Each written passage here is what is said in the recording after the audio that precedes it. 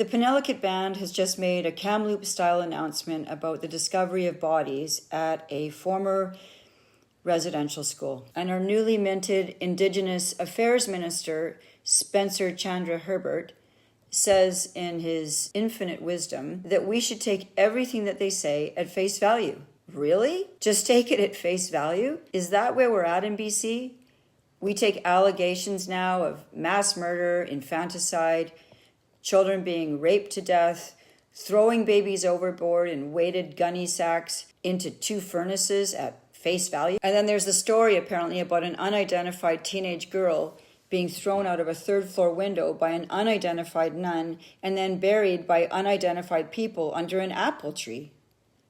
Really? In the past couple of days, 3 articles have been published in the Victoria Times Colonist and the Vancouver Sun that make wild allegations of these and other grotesque atrocities that supposedly were committed at the Kuper Island Indian Residential School, all provided without any evidence whatsoever. And the band has till this time refused to do the forensic excavations that are required to confirm whether this criminal activity occurred. Instead, a year and a half has been spent conducting ground-penetrating radar surveys of their own existing graveyard. It is not surprising at all to find bodies buried in their own cemetery. But it has to be asked, why didn't they excavate around the apple tree stump where a child is alleged to have been buried after being pushed out a window? And why not excavate in the areas where babies are alleged to have been buried or burned by a furnace? All of this matters. The truth matters to all of us.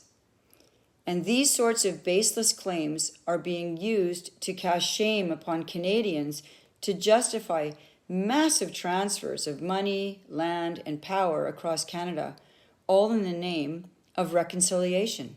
Noted author Christopher Hitchens has famously said that extraordinary claims require extraordinary evidence. These are indeed extraordinary claims, and politicians ought not to spread them without any evidence to back them up. I also would like to say that journalists have a job to do, and it involves asking tough questions and not just becoming stenographers for people who are telling stories. We need evidence, we need truth, and we need to get back to establishing claims like this properly and not just accepting things at face value.